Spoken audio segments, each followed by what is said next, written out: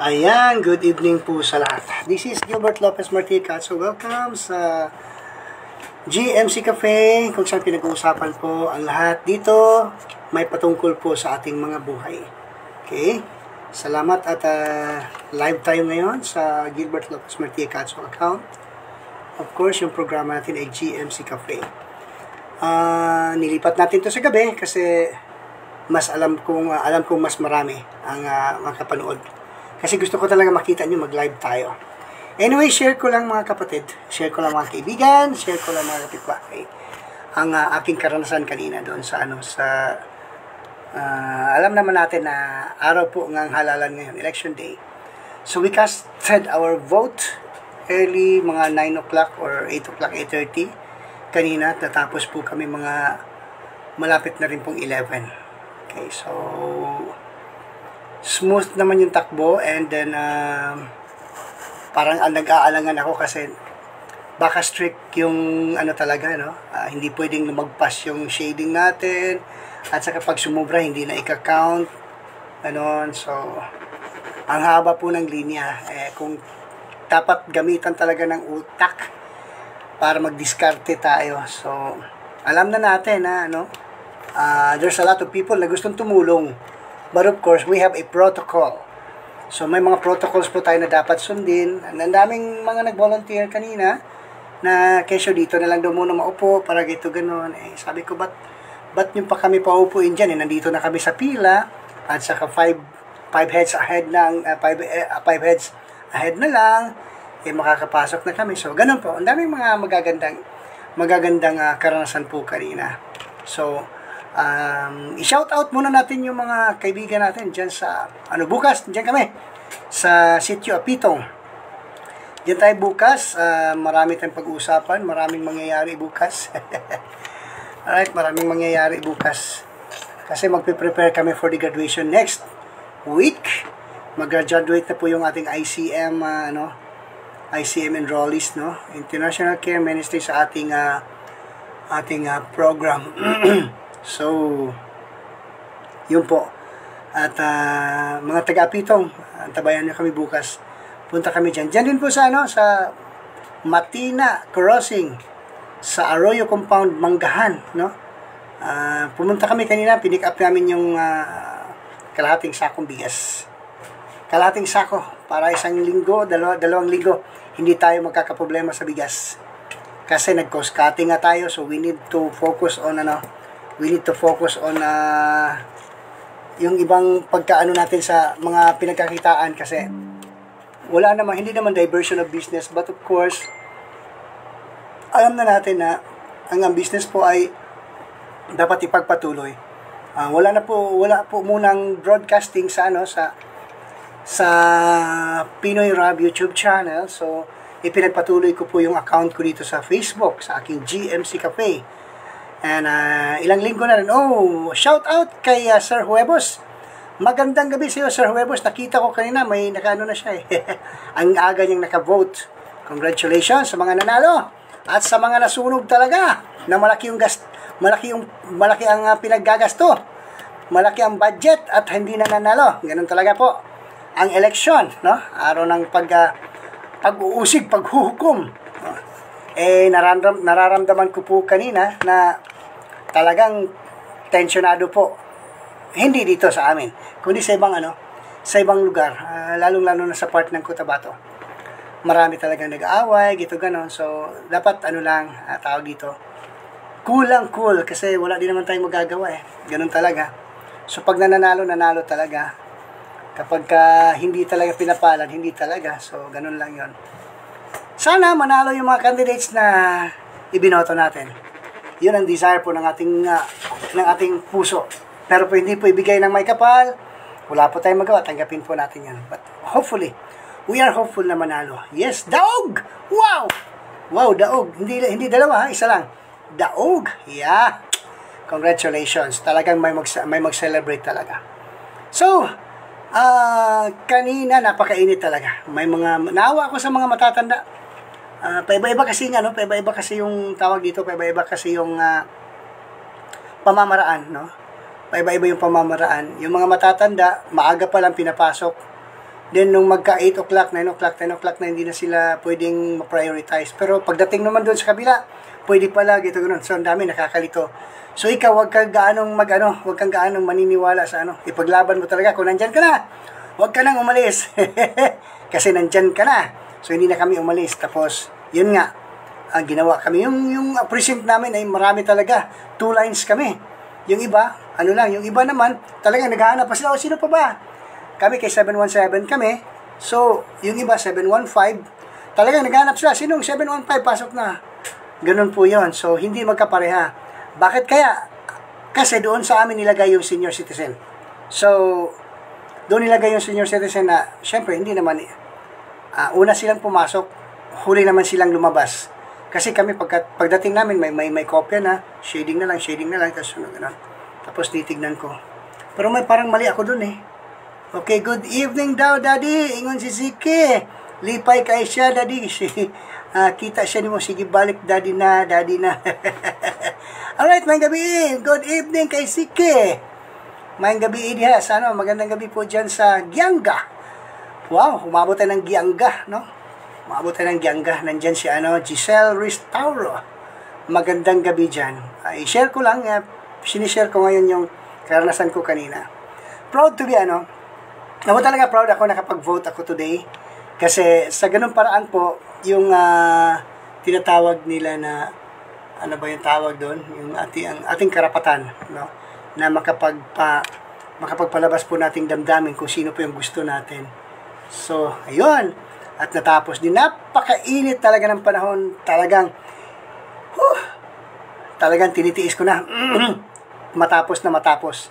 Anyway, wala pang tanghalian, tapos na kami, 10 o'clock, mag-11 na, nakauwi na kami sa bahay. So, maganda, kasi ang dami mga kaibigan nakita doon, tsaka peaceful naman, wala namang walang commotion, dito ganon. Hindi katulad last year na may parang mga kaunti-unti ding problema. I don't know kung may mga nag-collapse. Mostly kasi doon naawa kami sa mga matatanda talaga. Ako, mabilis lang, ako naka-vote, dala ko kasi si Ziki. Priority kami. Totoo yan. Kaya nga sabi ko kanina magdala sana, dinala ko yung bata, yung apo ko. Props, hindi na. Wag na lang, idadamay ko po yung bata. Anyway, masaya na tayo kasi yun yung yun yung karapatan natin na makapag-vote. And then, masaya. At saka, medyo talaga, madali lang. Kapag ka mag-follow ka lang ng protocol, yung ipapalo lang talaga. So, nakapag-vote na. Sana manalo yung mga kandidato natin. Alam naman natin yung taga Davao kung sino gusto natin. Alright? Ang gusto natin manalo, yung line-up po ng mga Duterte. Pero kung sino man ang manalo, irespeto po natin yan. Kasi ganun talaga ang buhay. Kung ayaw nila talaga sa in-endorse ng mga Duterte, wala tayong magawa doon.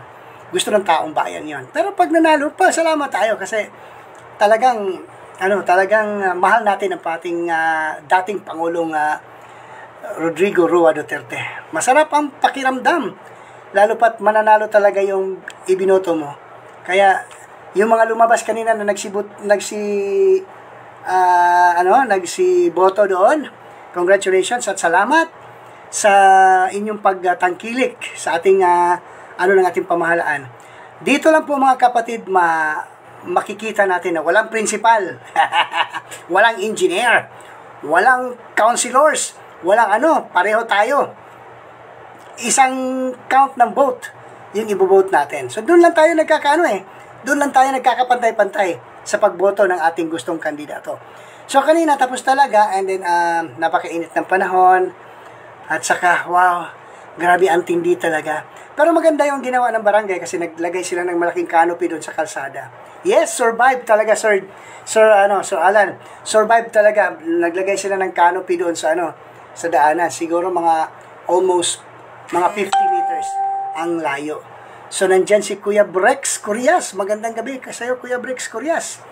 Hindi ko siya makikita. Bakit ganyan? Hindi ko makikita si Kuya Brex Curias. Okay, so, ganon.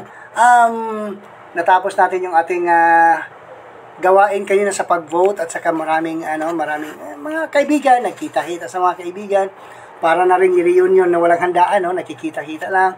Usap-usap, ganito ganon, kumusta siya, ganyan. So may mga kaibigan na kami hindi na nakuhang magbutar kasi namatay na. Kaya nga po ano pala, belated condolences sa ating yung pamilya ni Diego Salvador. Grabe yung pangalan, Diego Salvador. Talaga pangalan niya Diego Salvador. Taga YCF, no. Ano pa siya, matanda ako sa kanya. So ganun talaga ang buhay. Authentic ko po siya. Hi kuya, shout out dyan sa Kuwait. Yes, magandang gabi dyan sa Kuwait. Kaway, no? May gabi ito yung mga ito yung mga abroad. Malungkot kasi sa abroad. Buti na lang nandyan kayo, no? Sige, shout out dyan. At saka ito, ma-remember ko ito mga kasamahan kong parents no? Sa kinder pa yung mga anak namin. No, maliliit pa ngayon, may apo na ako. May apo na, isa, babae. Hindi siya princess, but I called her Princess Ellie Marie. So, kabibisita lang niya kanina. Kaya, eto, masaya-masaya yung masaya-masaya si Lolo, si Daddy Lou. Yeah. Kumusta na kayo dyan sa Kuwait? Ano ba ang ganap dyan? Nakapag-vote na ba kayo? Sino ang dyan? Of course. May iba pa ba? Diba? Shout out dito sa So, kumusta na ang mga taga-Kuwait? Yeah. Kuya, regards daw si Kevin Serena kay Elijah. Yes, Elijah is here. Kevin Serena. Dali lang. Ma-remember din mo si Kevin Serena? Kinder. Serena. I-search. Yan. Okay, si Mark Chowa tumatawag. Later na ako magsagot, Sir Mark, kasi late na ako magsagot kasi tawag dito, nagla-live ako. So, hindi ko pwedeng sagutin yan. Mamaya na. Anyway, madali lang tayo dito. Nag-update lang tayo sa ating karanasan kanina. Kasi hinihintay ko siya, medyo matagal siyang tumawag. Anyway, kung para sa akin yan, para sa akin talaga. Pag hindi, wala po akong magagawa. Yan. I miss the call of Sir Mark Chowa. Mark Chowa, sana hindi sana tawag dyan, kung para sa akin talaga. Yeah, si Kevin Serena kay Elijah. Yeah. Nag-graduate na siya sa college. Si Elijah is still studying kasi hindi nakapaghinto yata si Elijah ng 1 year. Si Kevin Serena is 3rd year na yata ngayon o 4th year na, no? Kung nag-aaral pa siya. Shout out dyan sa mga kaklase ni Kevin Serena. Kevin Serena. Kevin, yeah, Serena. Okay. So, ano pa ba? Kaya yun. Excited ako malaman yung bukas. Gusto ko nang matulog na kasi excited ako kasi excited ako na malaman kung ano yung tawag dito. Kung ano yung kalalabasan. Kung ano yung mangyayari talaga sa lineup. 10 lang naman, 10 lang naman hiningi ng mga Duterte. Pero dinagdagan ko ng yung malapit pa rin sa kanya. So, sana mananalo yung mga kandidato natin. Sana manalo. So, excited. Kung excited tayo mga kaibigan, mga kapatid, mas yung mga kandidato, mga excited sila. Halong damdamin po yun kasi malaki yung pinagagastos talaga nila. During the campaign period, hindi basta-basta gumastos. Lalo pat senador. Wow. Talaga. Kung wala kang network, nako, mahirap talaga. Mahirap talaga. So, sana malaking tulong ang social media sa pagpapakilala ng sarili.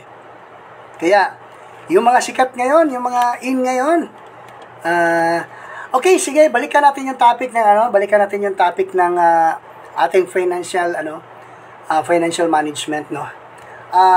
Financial management, tingnan natin ulit.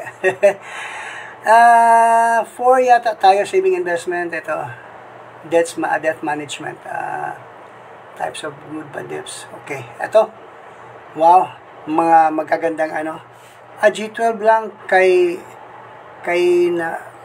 okay. Grade 12. Okay na 'yon. Kasi yung grade 12 kasi is good as second year college kasi 'yon. Vocational nga lang. So, pero may may certificate din for in situ. Yeah. So, nasad ko apo kay Min. Nasad si Kevin. May asawa na siya. Wow, congratulations. May mga asawa na. So, ang pag-uusapan natin ngayon yung ating mga apo. Okay. Ito yung isa sa Nung Saturday, pinag-usapan natin yung yung cost-cutting strategies na expense management, fixed and variable. Okay. Punta tayo ngayon sa saving and investment, important saving, types of investment. Ito, tapos na to. To debt management. Manage ng ating mga utang. Okay. Nakausap ko kanina yung nakabasa ako ng isang o nakikita ko sa social media.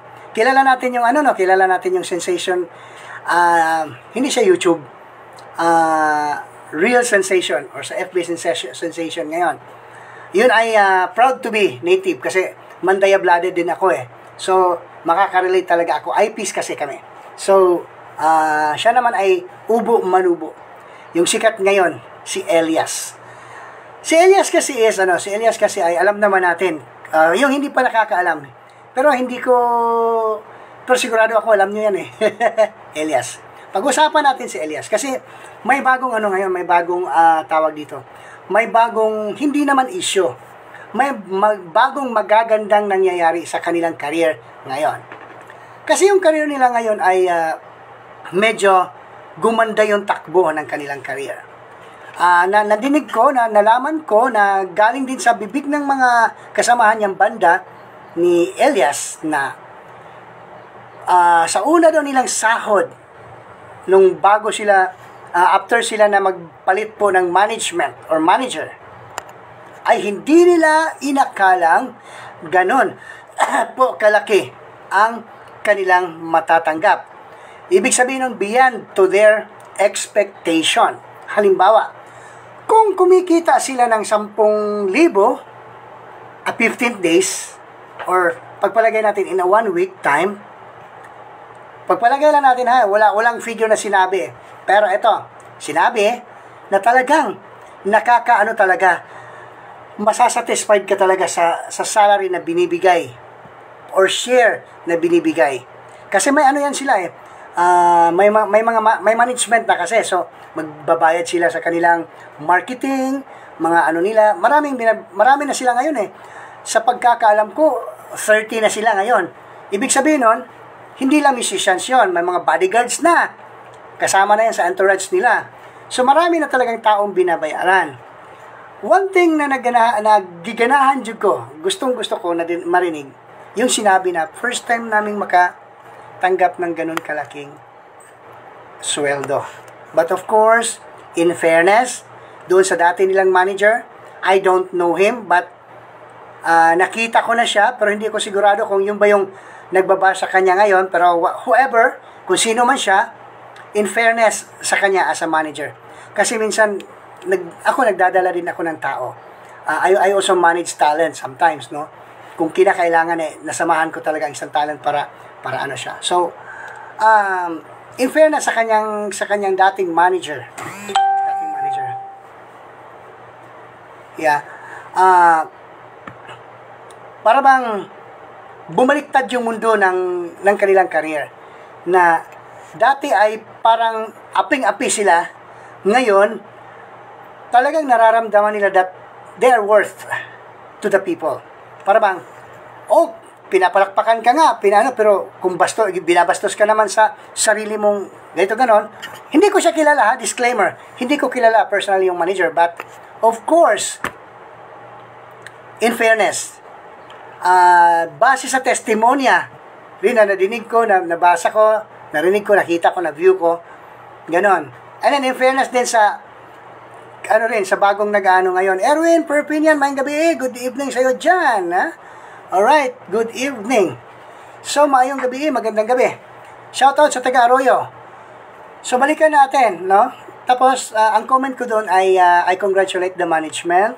I congratulate the manager. Isang councilor po ng Zamboanga City. Dalaga pa rin yata siya. No? Si Mama, no? In fairness sa kanya. I give my my appreciations and congratulatory congratulations that you are taking good care of your talents. Importante kasi talaga talents. Kasi yan Kasi kapag ka ang talents ay pabayaan mo lang, hindi mo sila maasikaso, hindi mo sila maalagaan, tao din yan napapagod. Kaya nga sabi mo, always kong sinasabi sa mga comments ko na please take care of them, pabigyan talaga, kung pwede mabigyan talaga sila ng at least one day off, no? Para makapagpahinga sila, para makakaroon sila din ng time sa kanilang family. Kasi mahirap, lalo pa kay Elias. Si Elias ngayon ay may asawa at anak.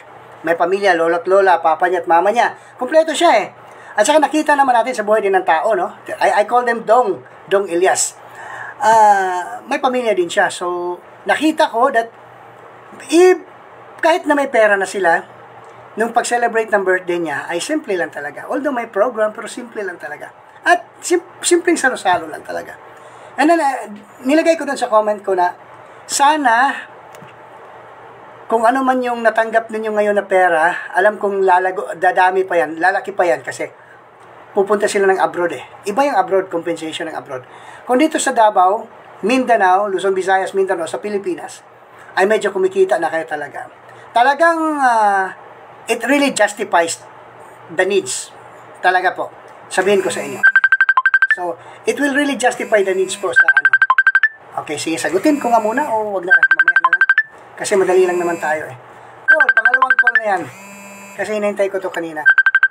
So, ganun po.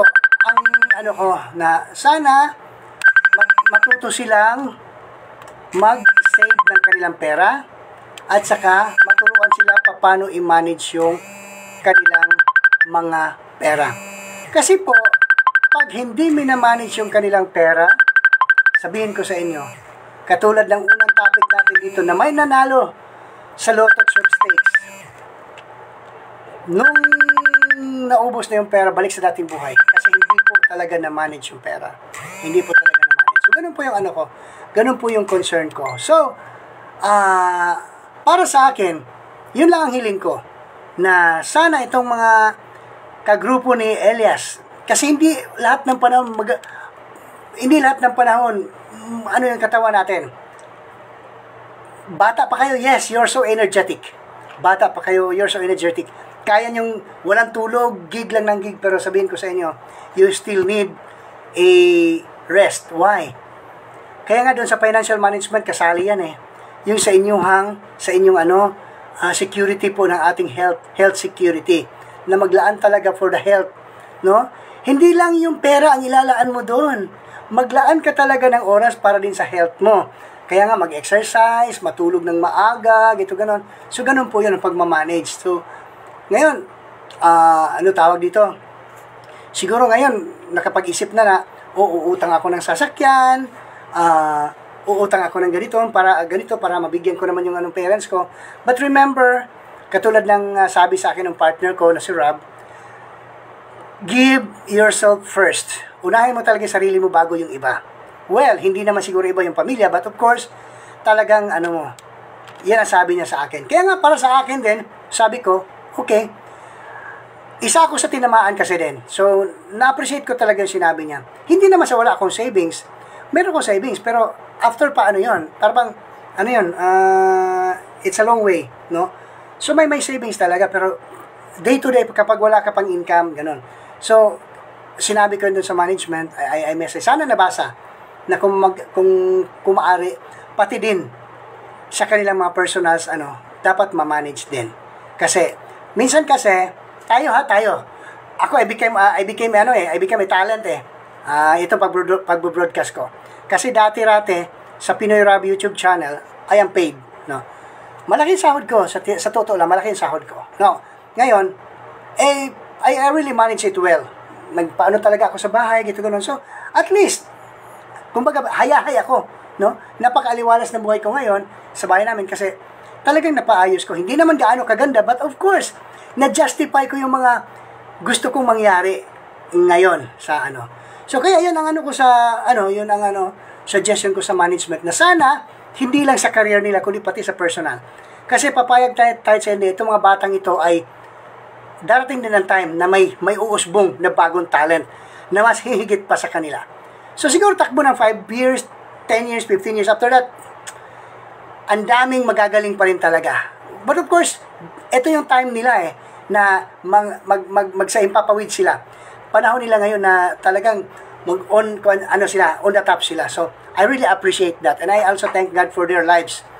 Ang akin lang, sana maturuan, mag-guidean po sila sa kanilang mga finances. Kasi kahit papano, they need a financial manager. Or mamamanage nila yung kanilang finances. Kasi kailangan talaga. Bakit? Pag hindi nila mamanage yung kanilang finances, ang daling maubos ng pera, sira talaga ang buhay. Maraming pera na pumapasok, ang isip, gasta lang ng gasta. Sana mamanage talaga ang pera. Huwag niyong sabihin, ko sa mga performers ni, kasamahan ni Elias, huwag niyong sabihin na maraming perang dumarating siya, marami pa. Yes, tama yan. Pero kung hindi mo mamanage yan, sabihin ko sa inyo, talagang, babalik kayo. At magiging worse pa. Kasi apektado kayo emotionally. Pag apektado kayo emotionally, wala kayong matinong isip. Kung di, ganito, ganon. Kung ano't ano na lang ang mapapasok ninyo. So, yan po yung natin, na kung may balak man kayong mag-utang, i-manage nyo yung uutangin nyo. Kung may balak kayo. Kung may balak man kayong sa mga, tawag dito, dapat may mga may mga datas talaga na kung kakayanin mo bang bayaran sa loob ng 2 taon, kung gusto nyo magsasakyan, kung kaya, go ahead. I am not against with that. But, I also pray, or sana na magiging balance yun, no? Magkaroon kayo ng strategy. Paano nyo bayaran, paano, yung mga ganon. Mahirap talaga. So, kasi experience ko ngayon eh. So, although marami ako na-invest, pero pag nawala na yon, wala na. Mabuti na lang, kaunti lang yung kaunti lang yung tawag dito. Nag-umpisa kasi akong mag-loan, and then, eto na, dumating na, wala na akong sahod. So, mabuti na lang may business ako. May hinihintay ako, pag pumutok ito, at least, yung monthly ko, okay na siya, hindi na ako mahihirapan. So far talaga, I really need gigs. I really need clients. No, sa mga nag-anong event, kailangan kayo ng sounds and lights, meron po tayo, hindi highly industrial. Yung pang simpleng pambahay, na meron akong sounds and lights. Meron din tayong printing services, t-shirt printing, usapan natin. Kung may mga events kayo, pag-usapan natin. Meron din kaming, nag-cater din kami, nag-hosting din kami. At tuloy pa rin yung pag-tutor natin po ng music. Gitara, bass guitar, pwede tayong drums, whatever. No? Kung kaya natin i-tutor, pwede natin i-tutor. So mga kapatid, salamat. Sa gabing ito po, sana may natutunan tayo. No? Na kailangan talagang i-manage natin yung ating pera. Sa pagplanong mangungutang ka, walang problema sa pag-uutang kung alam mong maibabayad ka. At alam mo rin hanggang kailan. Pero pag nami-mismanage mo po yan, sayang din naman yung napag-umpisahan mo. Maraming salamat po sa gabing ito. Sana tataas pa yung oras, pero I limit it into 30 minutes. So, before ako mag-out, allow me to lend a prayer for you. Father in heaven, we thank you, Lord, for this wonderful evening. Salamat, Panginoon. Binigyan mo kami ng pagkakataon makapag-usap sa gabing ito po. Ang pag-utang po ay maganda kung may babayad ka.